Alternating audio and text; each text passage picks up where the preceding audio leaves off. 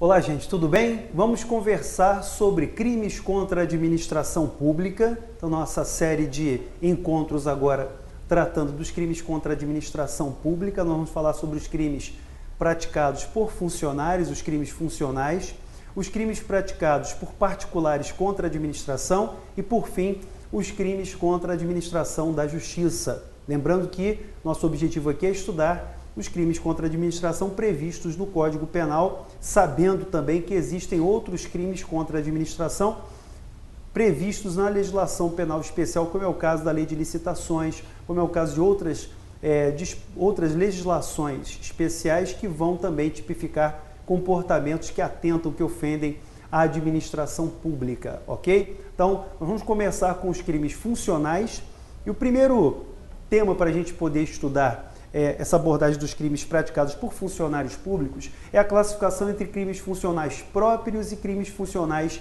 impróprios. Vem comigo aqui na tela.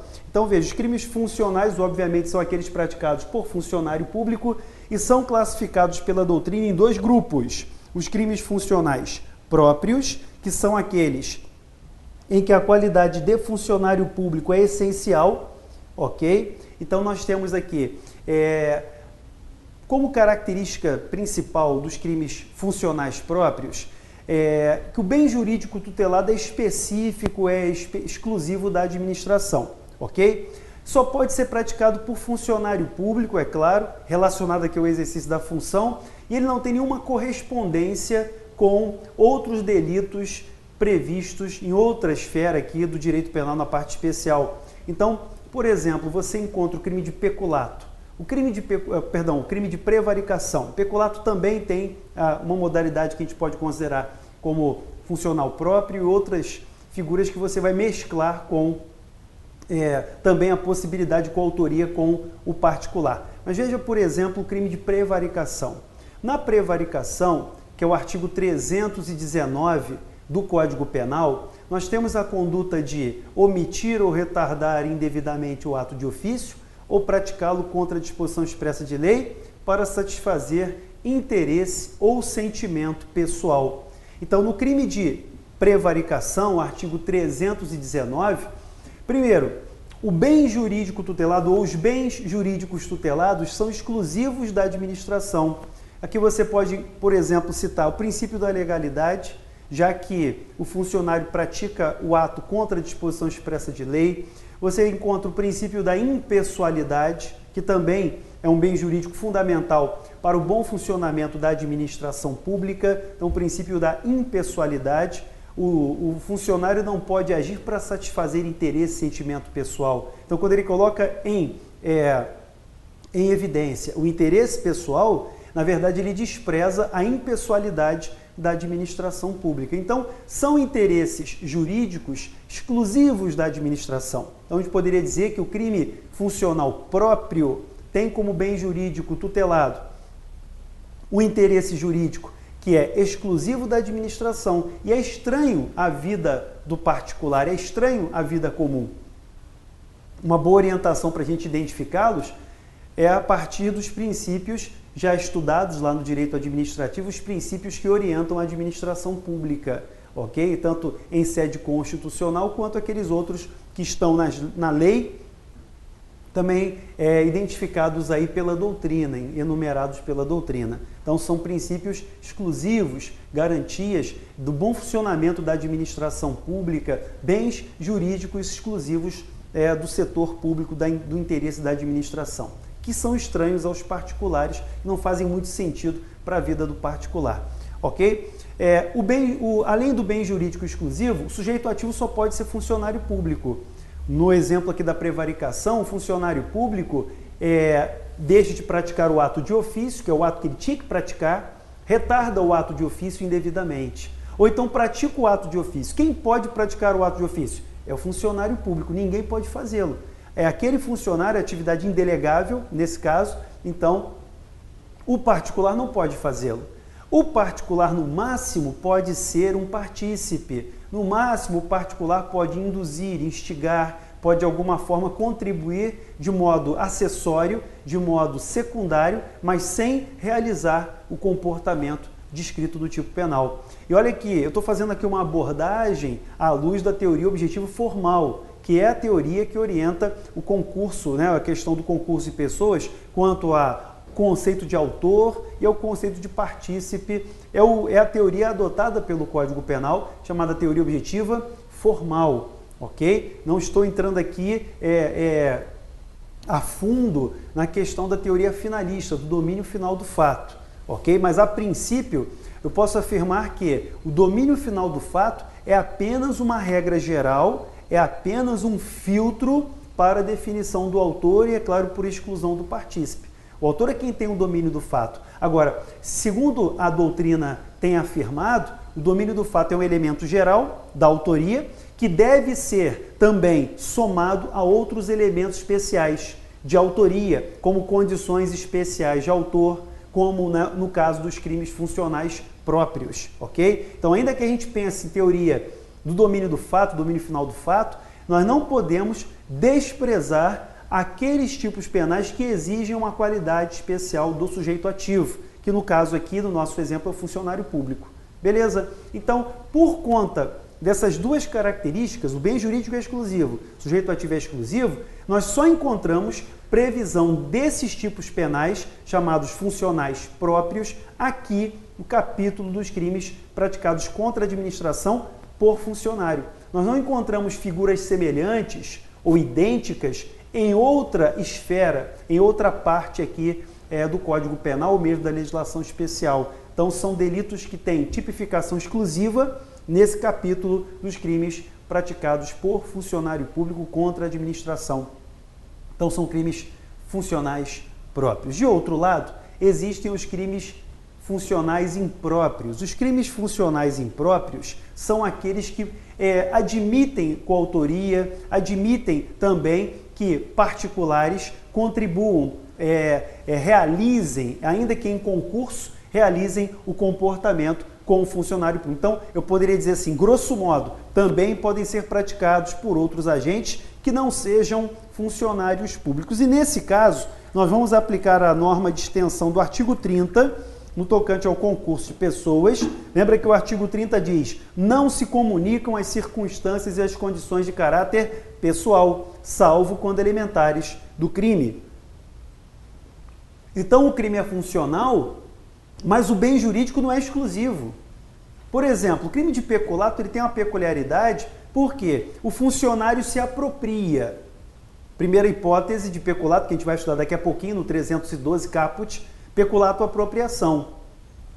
Um particular pode concorrer com um funcionário no crime de peculato. Por quê? Porque a apropriação pode ser praticada por qualquer pessoa. Lembrando que quando a qualidade de funcionário está presente, um particular pode concorrer comunicando-se a condição pessoal do funcionário para ele. Volta aqui na telinha ao artigo 30. Então, não se comunicam as circunstâncias e condições de caráter pessoal, salvo quando elementares do crime. Como a condição de funcionário público é uma elementar do crime, já que é um crime funcional, ainda que impróprio, a condição pessoal se comunica ao particular e é possível que o particular responda em concurso com o funcionário por esse crime funcional. E um exemplo que a gente está utilizando aqui é o crime de peculato. O exemplo aqui, primeiro, do caput do artigo 312, chamado peculato apropriação. Ok? Então, veja, eu posso ter um caso concreto em que um funcionário público e um particular concorrem para o peculato apropriação. Assim como no peculato furto, no parágrafo 1º, lembra que o parágrafo 1º, peculato furto, o funcionário subtrai ou concorre para que terceiro subtraia. Então, veja, é possível a contribuição, a colaboração, o concurso entre o funcionário e o particular na realização do chamado peculato furto. Então, nós podemos afirmar que se trata, nesse caso, um exemplo de crime funcional impróprio. Veja, é um crime funcional? Sim, porque a lei estabeleceu. A lei estabelece uma qualidade especial para o sujeito ativo, só que o bem jurídico, por exemplo, patrimônio, ele não é exclusivo da administração. É claro que no peculato nós temos a combinação não só do patrimônio, mas de outros bens jurídicos também, a legalidade, a impessoalidade. Por exemplo, o peculato desvio. No peculato desvio, que também é do caput do artigo 312, nós temos a conduta de desviar o bem, dinheiro, valor ou bem móvel, em proveito próprio ou alheio, em proveito próprio de terceiro. Ainda que não haja efetiva apropriação ou subtração, há um desvio da finalidade. Então eu tenho aqui o interesse público, a impessoalidade, que são violados, mas ao mesmo tempo também tem o patrimônio que é desviado de finalidade. Lembrando que no peculato o patrimônio pode ser público ou particular.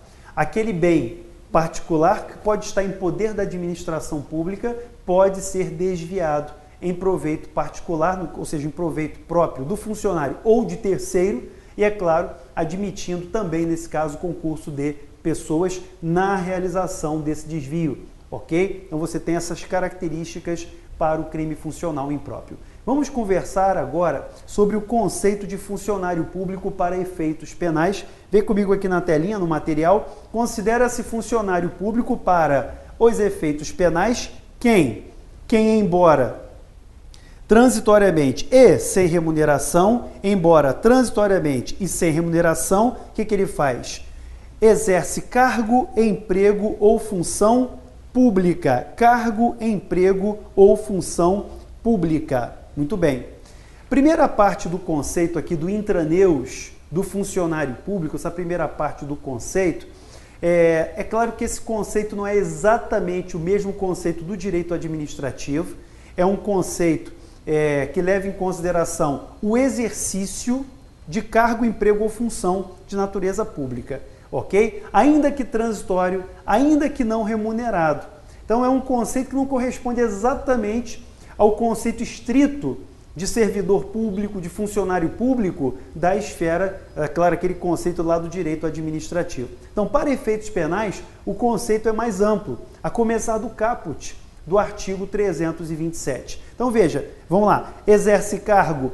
Cargo aqui, a doutrina costuma relacionar aquele previsto numa relação estatutária. Então, cargo é aquele ocupado pelo funcionário público, ok? Em sentido estrito ao funcionário público estrito sensu, que é regido por uma relação estatutária. Emprego, relação funcional regida pela CLT, e função é a própria atividade. A tarefa em si, objeto dos serviços prestados, ok? Então essa é a ideia de cargo, emprego ou função. Veja que o legislador quis abranger aqui, de uma forma bem ampla, o exercício do cargo, aquele que tem um vínculo estatutário, aquele que tem um vínculo diferente do estatutário, mas exerce emprego público, ok? Relação de emprego público, e a própria função, ainda que transitória, ainda que sem remuneração. Então, pode ser que uma pessoa desenvolva ali uma atividade, exerça uma função pública, mas não tenha um vínculo permanente com a administração. Ela é designada para uma função temporária. Pode ser que essa pessoa sequer tenha a remuneração, uma função não remunerada, mas é uma função pública, ok? Os exemplos clássicos que nós vemos aí em prova, em doutrina, o mesário, por exemplo, nas eleições. Aquela pessoa que exerce a função ali, né, de mesário, de responsável pela zona eleitoral, sessão eleitoral, essas pessoas exercem função pública. E elas têm aqui a equiparação, ou melhor, elas são consideradas, melhor dizendo, consideradas funcionários públicos para efeitos penais. Uma vez eu fiz a defesa de uma pessoa numa eleição, que numa eleição se apoderou do valor que tinha sido dado para o lanche dos colegas. Era uma situação esdrúxula, porque o valor era de R$200, parece brincadeira.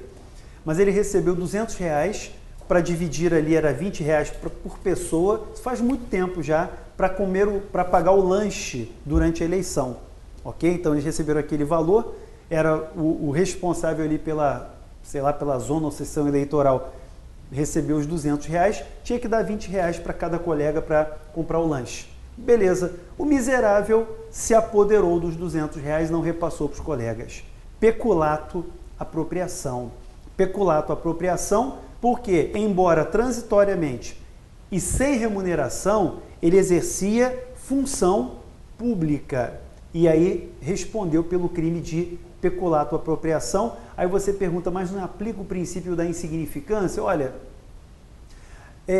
em alguns casos pontuais, o Supremo e o STJ têm aplicado a insignificância nos crimes contra a administração, mas em geral não se admite. Em geral não se aplica o princípio da insignificância nos crimes contra a administração pública. Por quê? Porque a questão nesse exemplo que eu acabei de narrar, que é um crime de peculato apropriação, apesar do valor ser irrisório, R$200, o que se leva em conta, além do patrimônio, também é a lisura do serviço, também é a legalidade, a moralidade da administração. Então, mesmo que a repercussão patrimonial não seja tão relevante, R$200 é ridículo, o valor de R$200 é ridículo. Numa situação de um crime comum, de uma apropriação indébita, de um furto, seria ínfimo, seria considerado ínfimo. Mas para a administração, em que pese o patrimônio ser ridículo, na verdade, nós devemos considerar que o princípio da moralidade foi atingido, foi de alguma forma aí também violado. Então, em regra, não estou dizendo que nunca, mas em regra, não se aplica a insignificância nos crimes funcionais. Em regra, a gente vai ver aí no ponto a ponto, cada crime a gente vai discutir a aplicação ou não. Beleza?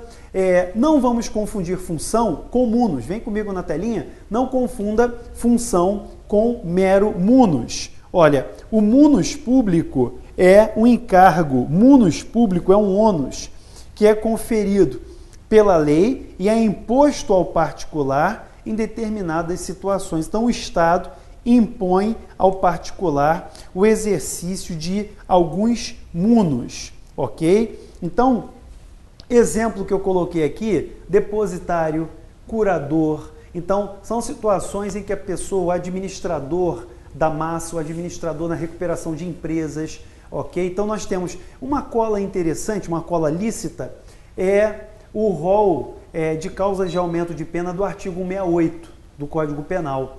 Nós temos lá no parágrafo 1º, que é o único do artigo 168, uma hipótese em que a pena é aumentada se a pessoa pratica o fato na condição de depositário, curador, síndico, que na verdade é um administrador na recuperação de empresas. Então, são exemplos legais que você pode usar com toda a segurança e vai encontrar em prova de exercício de mero munus, ok? Então, uma diferença importante para a gente não confundir o exercício do munus. Munus é um encargo, não é função. Munus é um dever, é uma imposição que o Estado acaba criando, ok, por lei, e ele impõe a um particular o exercício daquele munus. Depositário não é funcionário, depositário exerce munus. E aí a gente tem que fazer essa distinção, porque ele vai responder como particular. Por exemplo, eu usei o artigo 168 como paralelo e os casos de munus ali narrados no parágrafo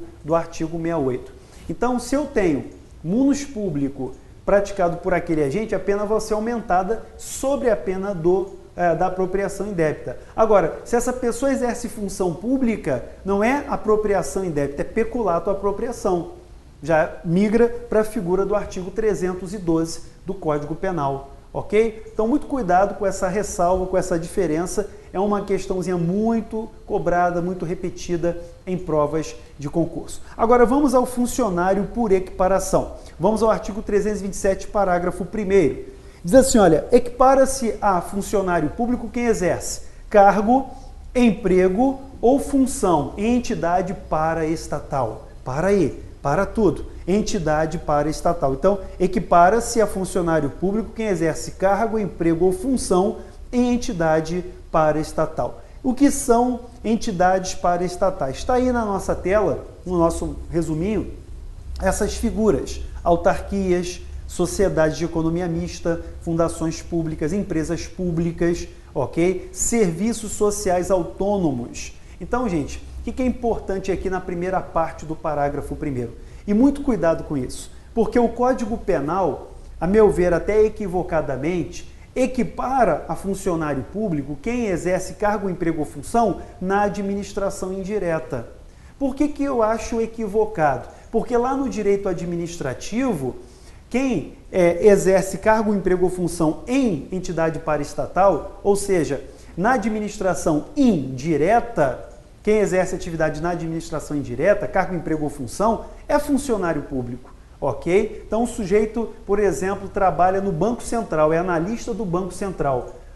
Ele exerce cargo de analista do Banco Central. O Banco Central é uma autarquia. Então, ele é funcionário público? Claro que sim. Mas para o direito penal, e aí entra aqui a minha discordância, para o direito penal, ele é equiparado a funcionário público. Cuidado, porque para efeito de prova, principalmente aquelas provas literalistas, provas que vão cobrar prova objetiva, primeira fase, letra da lei, cuidado. O funcionário público está no caput, o equiparado está no parágrafo 1º e o legislador equipara quem exerce cargo, emprego ou função em entidade paraestatal. Autarquias, fundações, sociedades de economia mista, empresas públicas e aquelas entidades do sistema S, ok? Serviços sociais autônomos. Então essas entidades também se submetem a esse conceito de paraestatal e quem exerce cargo, emprego ou função nessas entidades também se considera equiparado a funcionário público. Até aí, nada de novo, até aí nada assustador. Mas o que vem agora é que realmente pode nos assustar. Vem comigo.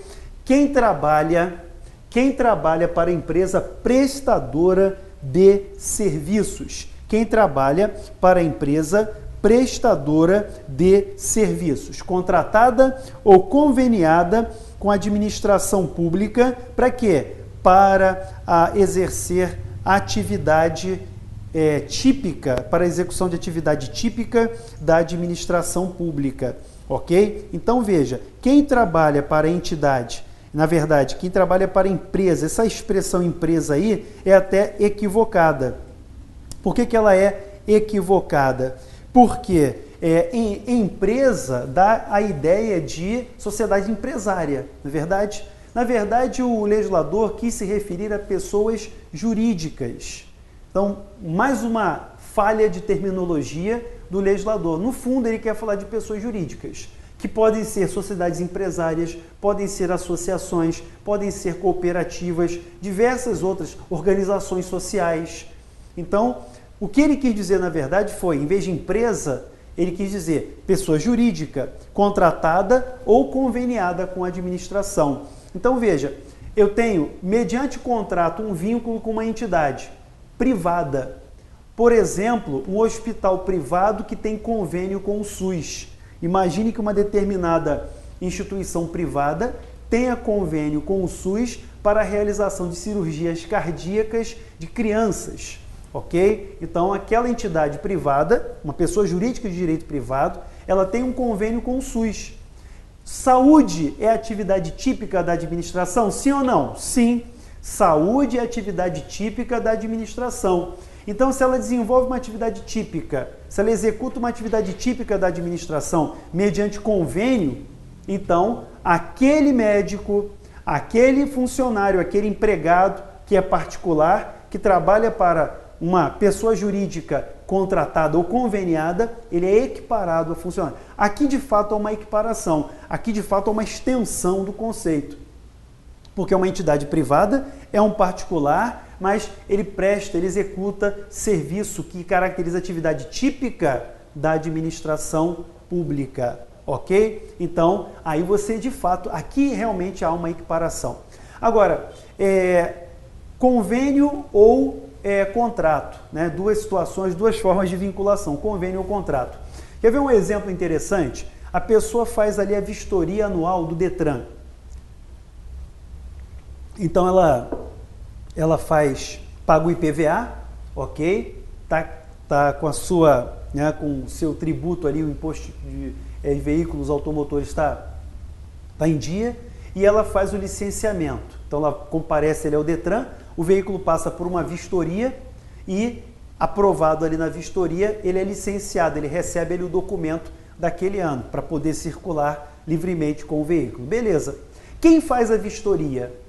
É um servidor público? É um funcionário público? Ou é um equiparado? Ora, vai depender do Detran. Por exemplo, se no Detran aquela pessoa que faz a vistoria é conveniada, por exemplo, de uma universidade, a pessoa que, por exemplo, tem uma entidade que através da entidade seleciona ali técnicos, profissionais que vão prestar esse serviço. Então, uma cooperativa, uma organização social. Imagine então que essa entidade privada, mediante contrato ou convênio, aquelas pessoas prestam esse serviço, que na verdade é um exercício do poder de polícia. Licenciamento anual é exercício do poder de polícia. Exercício do poder de polícia é a atividade típica da administração, não posso delegar isso ao particular. Mas como essa empresa é contratada para fazer a vistoria, a vistoria veicular, que vai permitir o licenciamento, então é uma atividade típica, e se aquela pessoa que não tem nem vínculo efetivo com a administração presta esse serviço e solicita vantagem indevida, exige vantagem indevida, pratica algum tipo de comportamento enquadrado nos crimes funcionais, responde pelo crime contra a administração pública como equiparado a funcionário público, ok? Um exemplo muito clássico, muito cobrado em prova, é o exemplo do diretor de hospital privado, médico de hospital privado, que exige vantagem para realizar uma cirurgia, para prestar um atendimento, assegurados do Sistema Único ou da Previdência Social, ok? Então, ele, de alguma forma, ele exerce uma atividade típica da administração, mediante contrato ou convênio, e, valendo dessa sua condição, ele acaba praticando o delito aí funcional. Ele é funcionário por equiparação, ok? Muito bem, vamos agora para o parágrafo 2º, e aí eu finalizo essa parte introdutória e falo das figuras típicas em espécie. Vamos ao parágrafo 2º do artigo 327, que diz assim, olha, a pena será aumentada de terça parte quando os autores dos crimes previstos nesse capítulo forem ocupantes de cargos em comissão ou de função de direção ou assessoramento de órgão da administração direta, ok? Sociedade de economia mista, empresa pública ou fundação instituída pelo poder público. Então, nesse caso, eu tenho aqui um aumento de pena para quem exerce função de confiança, para quem exerce cargo em comissão, ok? Cargo em comissão ou função de direção e assessoramento em órgão, seja da administração direta ou indireta. Então, o aumento de pena de 1/3. Por quê, gente? Porque quando essa pessoa exerce cargo de confiança, função de direção e pratica o crime funcional, a violação é mais severa. A lesão, o risco de lesão ao bem jurídico tutelado merece maior reprovação, justamente pelo fato dessa pessoa ser exercente de função de confiança, de direção, cargo de livre exoneração e nomeação, ou seja, são pessoas que exercem cargos de confiança, são escolhidos, não são, podem ser até da carreira, mas podem ser estranhos a carreiras, que exercem a função de direção ou cargos em comissão. Então, nesses casos, maior reprovação, uma vez que o vínculo dessas pessoas tem como base uma confiança especial. Se elas violam a confiança especial, então, nesse caso, merecem maior reprovação, que é o parágrafo 2º do artigo 327, que determina um aumento de 1/3 da pena. Beleza? Ok? Uma última consideração que eu queria fazer, ainda nessa parte introdutória, é uma questão que está lá no Código Penal, no artigo 33, parágrafo 4º, e aí fica uma ponderação que não é uma exclusividade dos funcionários públicos, mas é uma questão que se aplica aos crimes contra a administração pública que gere algum tipo de prejuízo, que gere algum tipo de gravame e também enriquecimento ilícito em detrimento da administração.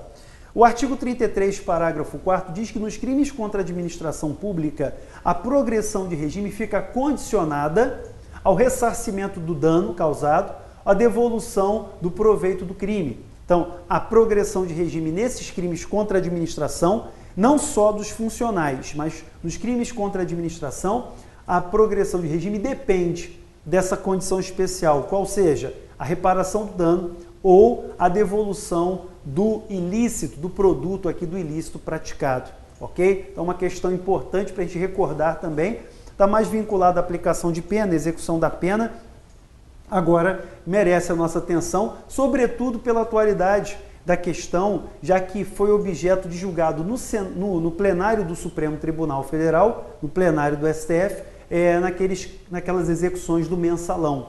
Então, o Supremo, se manifestando quanto ao tema, disse, olha, a progressão de regime fica condicionada ao ressarcimento do dano, ao pagamento do prejuízo, à devolução do produto do ilícito praticado. Ok? 33, parágrafo 4º do Código Penal, condição especial para a progressão de regime. Vamos às figuras típicas em espécie, vamos começar falando do artigo 312, que é o crime de peculato. Vem comigo aqui no material, na telinha. Peculato. Peculato, apropriar-se o funcionário público, apropriar-se o funcionário público de dinheiro, valor ou outro bem, qualquer outro bem móvel, público ou particular, de que tenha posse em proveito próprio ou desviá-lo em proveito próprio ou alheio. Tenha posse em razão do cargo ou desviá-lo em proveito próprio ou alheio. Beleza, reclusão de 2 a 12 anos e multa. Aqui no caput do 312 nós temos chamado peculato próprio. No parágrafo 1º, o peculato impróprio, que é o furto, peculato furto, na verdade, aplica-se a mesma pena se o funcionário público, embora não tendo a posse do dinheiro, valor ou bem, o subtrai ou concorre para que seja subtraído em proveito próprio ou alheio, valendo-se da facilidade que lhe proporciona a qualidade de funcionário.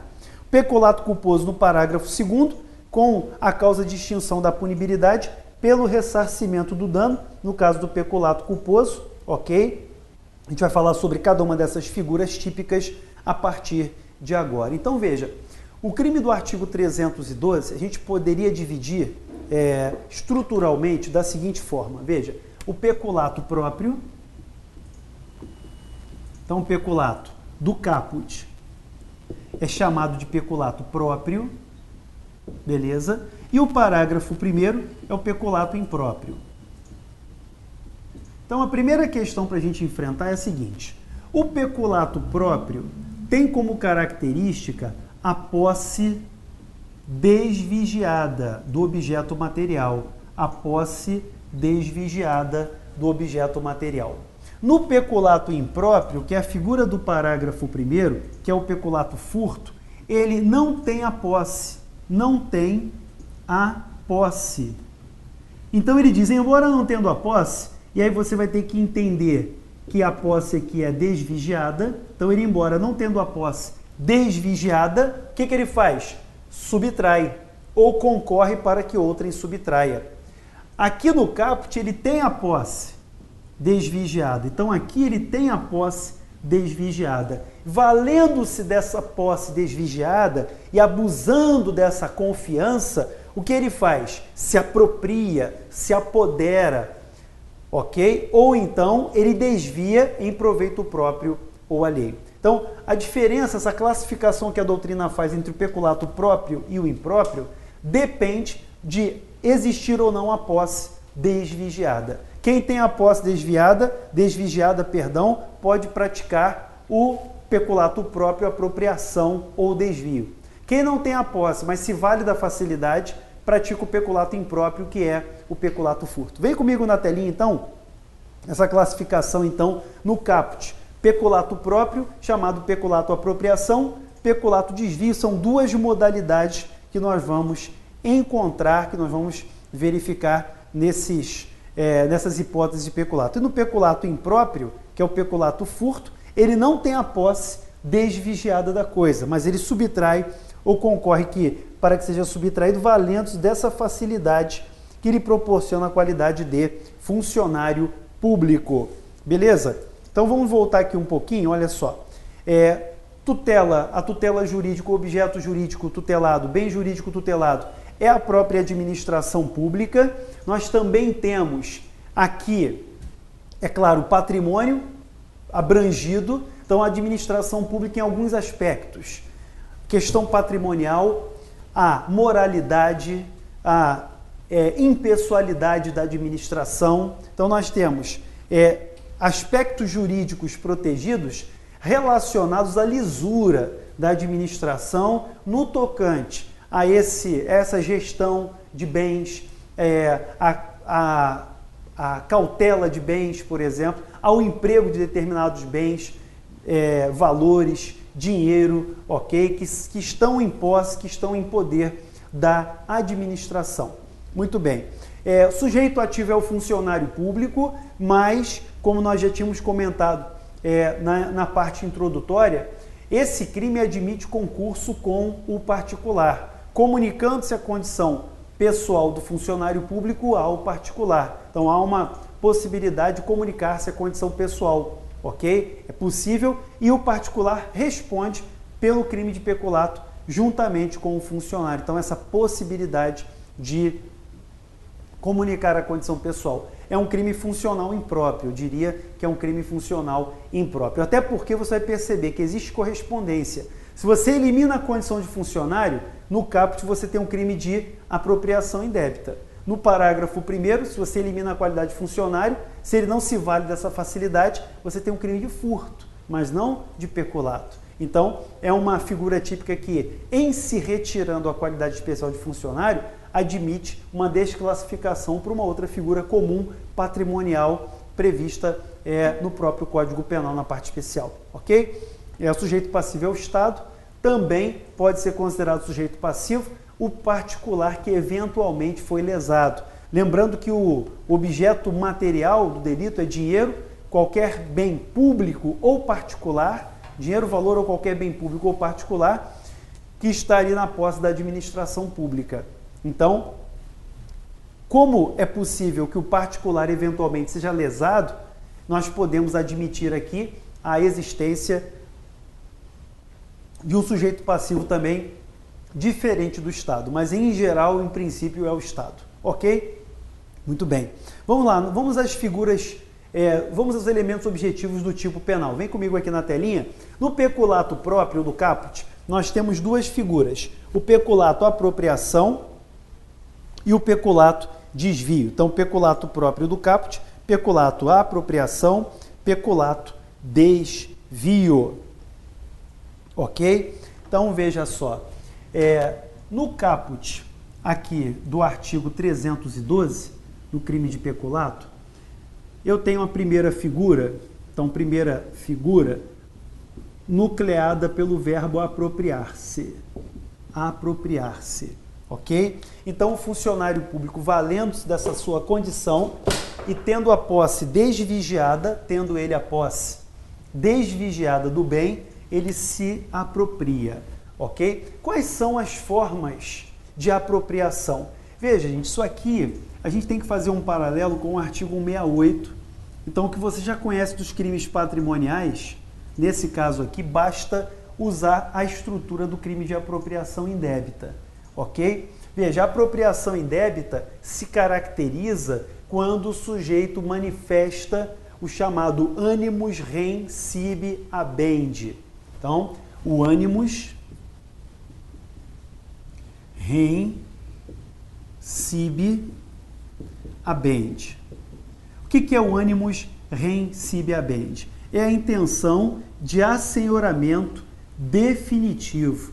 É a intenção de assenhoramento definitivo do bem. Ou seja, o sujeito se apodera, mas com o intuito de ficar definitivamente com a coisa.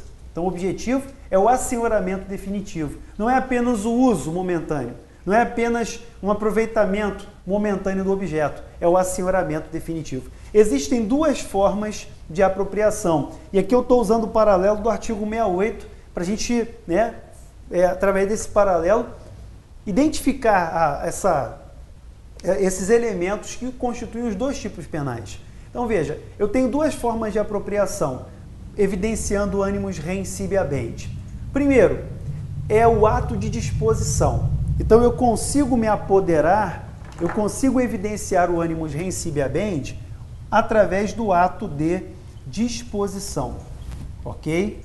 Ato de disposição, que é uma conduta comissiva. Ato de disposição.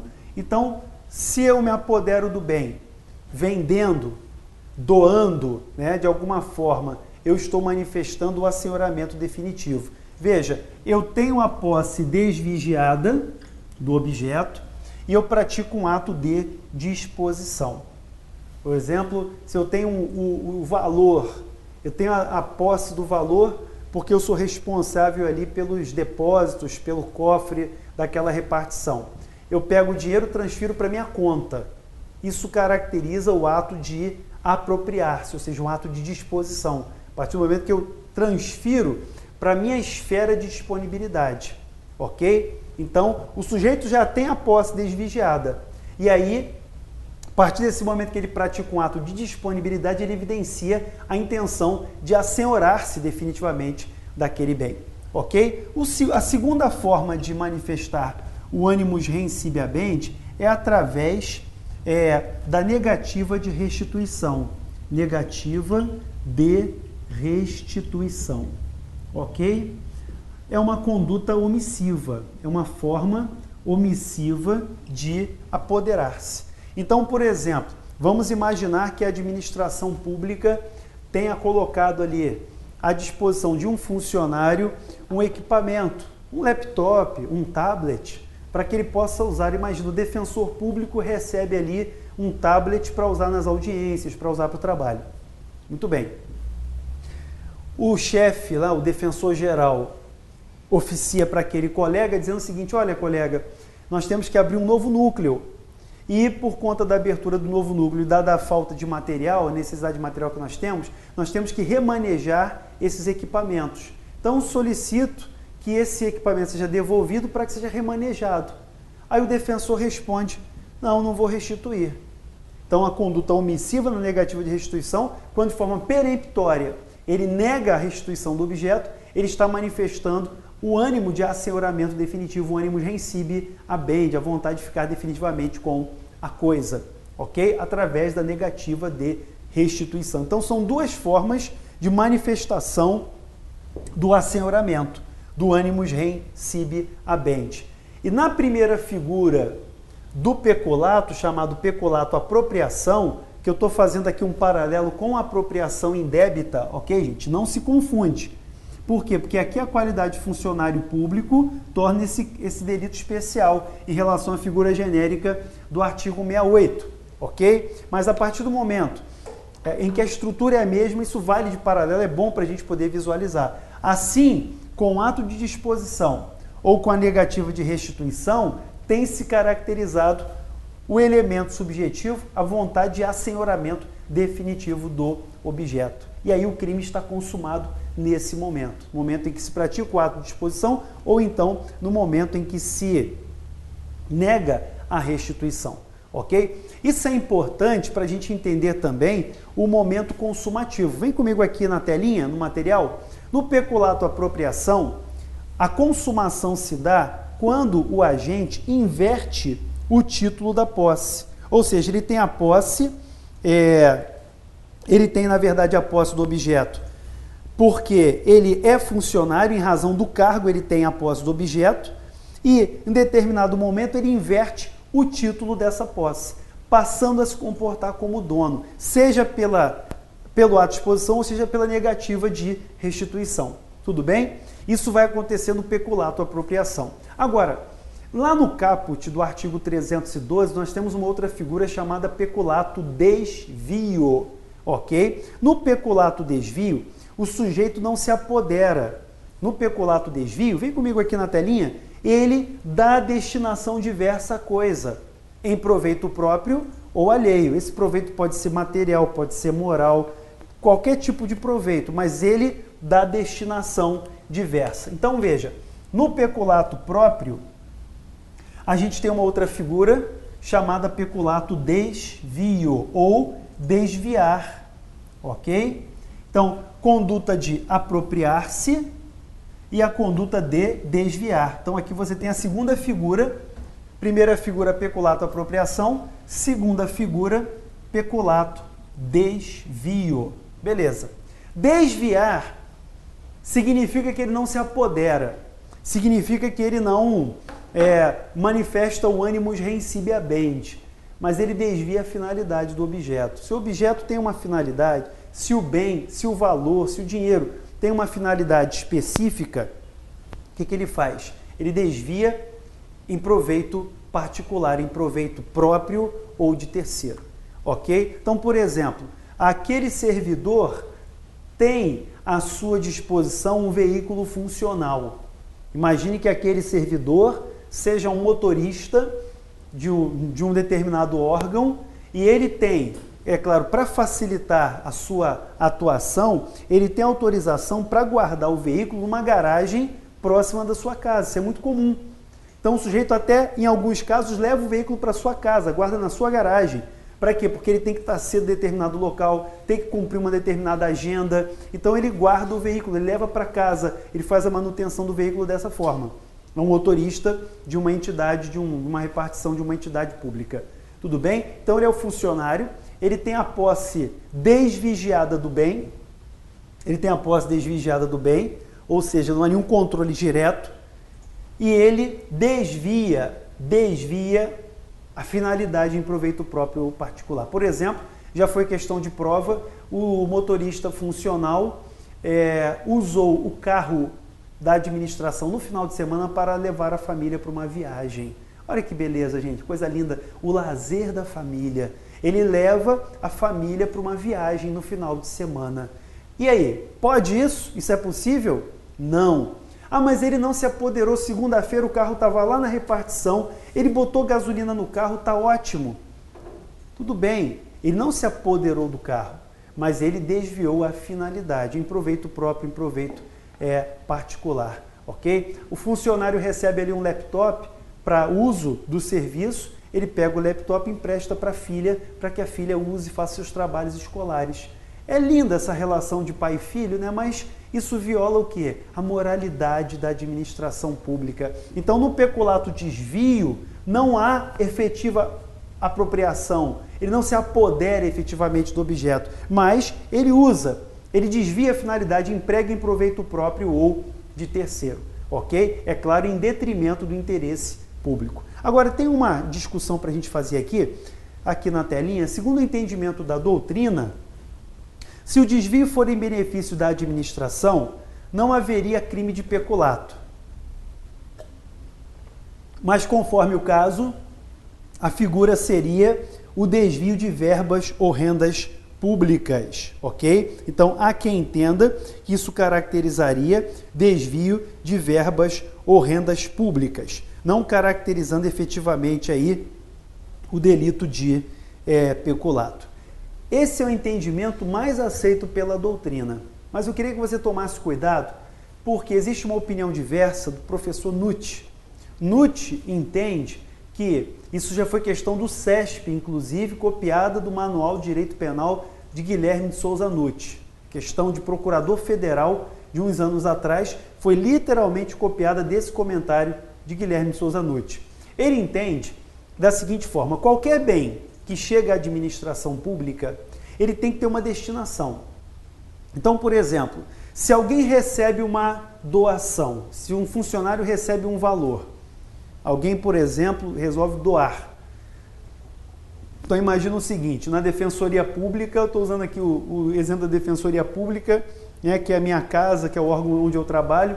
A Defensoria Pública, um assistido, resolve doar um valor. Olha assim, olha, estou muito satisfeito com o excelente serviço que vocês prestaram, eu quero doar R$1.000.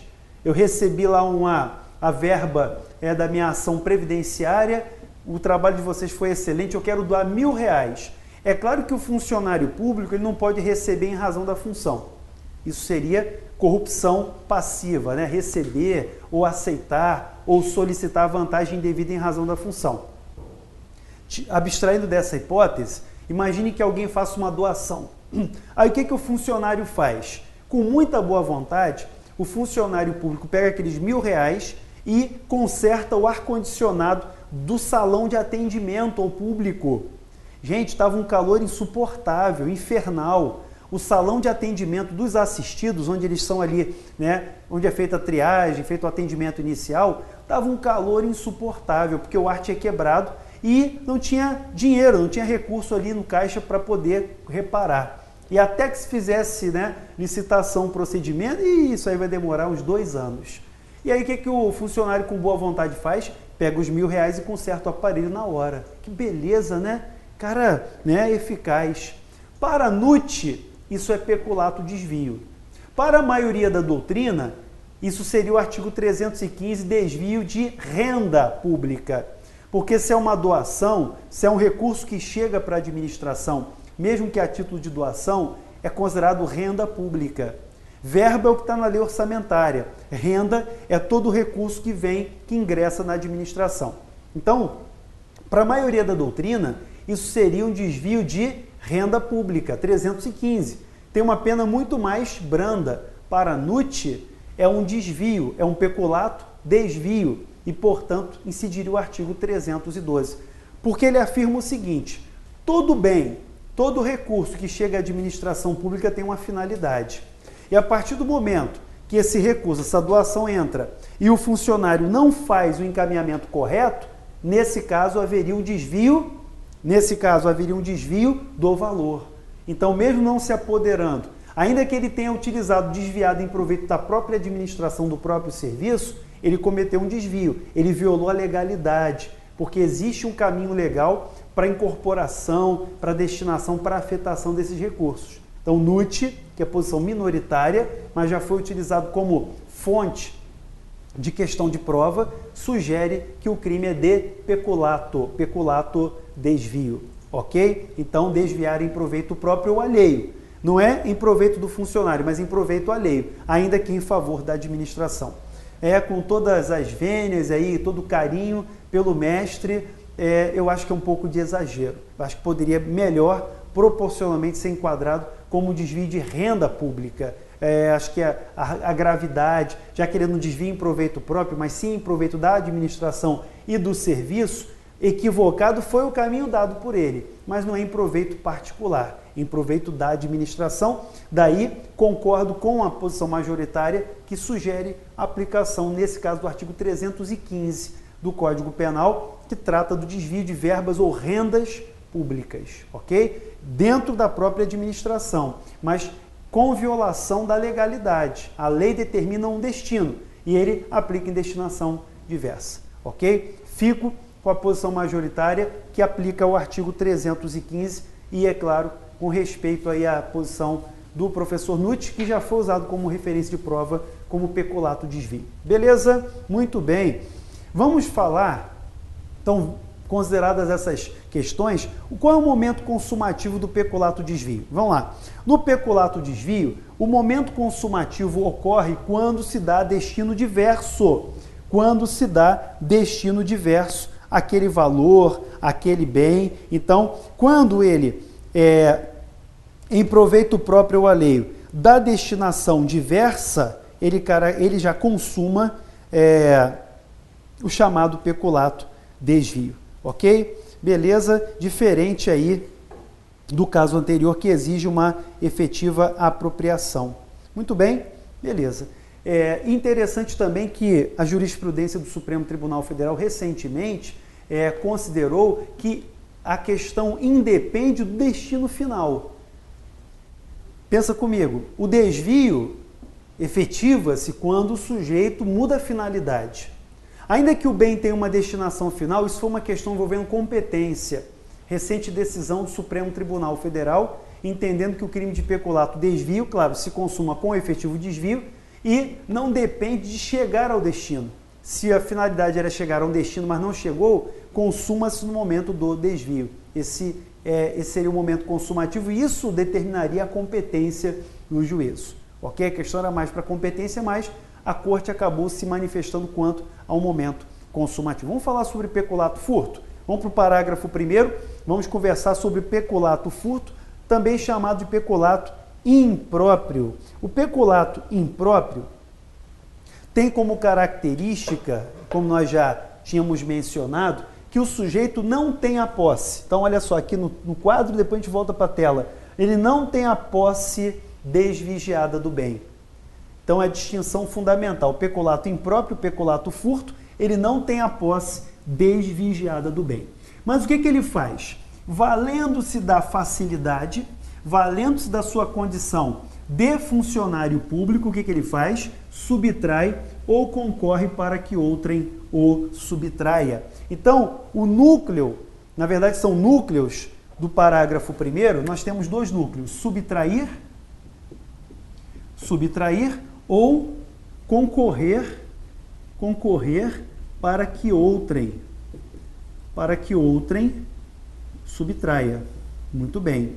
É claro que concorrer exige o dolo, então subtrair ou concorrer. Então ele faz diretamente, então ele subtrai diretamente ou indiretamente ele concorre para que alguém faça a subtração.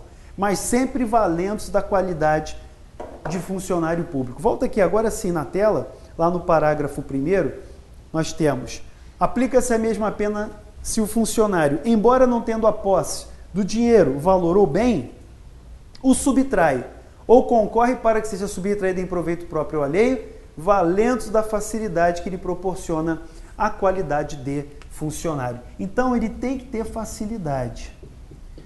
Se ele subtrai sem facilidade, ou seja, se ele não se aproveita da facilidade, da qualidade de funcionário público, ou seja, se não está evidenciado esse nexo, é crime de furto comum. Tem furto e não peculato furto, ok? Então é necessário, mesmo não tendo a posse, embora não tendo a posse desvigiada, que o funcionário, valendo-se da sua facilidade, da qualidade de funcionário público, o subtraia diretamente ou concorra para que outrem o faça, ou seja, em conluio com um particular, em conluio com outro funcionário, até mesmo, ele concorre para a subtração. Por exemplo, deixa a porta aberta, deixa o cofre aberto dolosamente para que outrem faça a subtração, sempre se valendo da facilidade, embora não tendo a posse desvigiada do objeto. Esse é o peculato furto. O peculato furto também exige, além da vontade de subtrair ou concorrer, o animus reincibi habendi, a intenção de assenhoramento definitivo do objeto, ok? Então, no peculato furto, o sujeito, embora não tendo a posse, tem facilidade.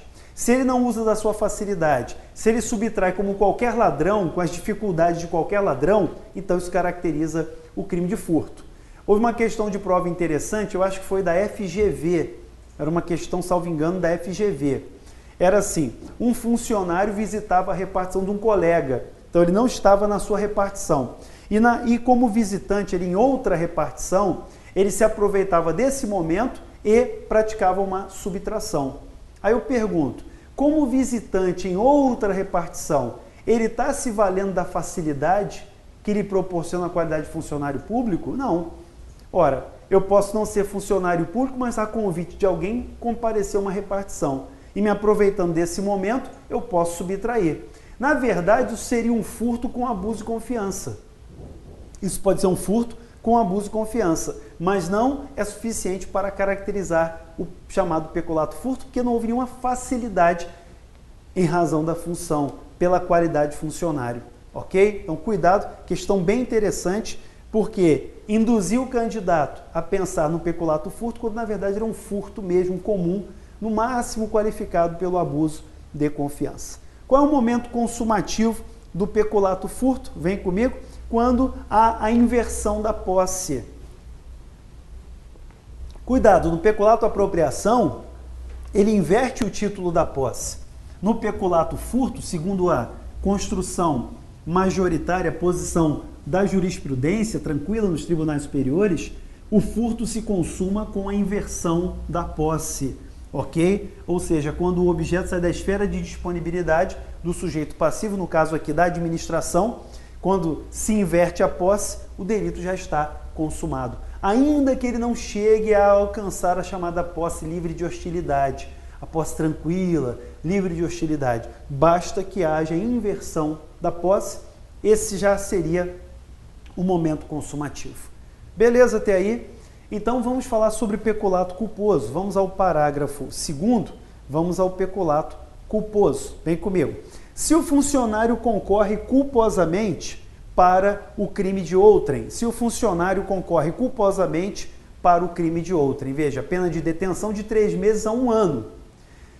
O legislador trata de forma muito mais branda, muito mais tranquila, esse comportamento descuidado do agente que concorre de forma negligente para a subtração para o crime de outrem, ok? Mas isso a gente vai conversar, anunciado aqui o peculato culposo, a gente vai falar desse tema com mais tranquilidade na volta aí do nosso intervalo, depois do nosso pequeno intervalo. Até já!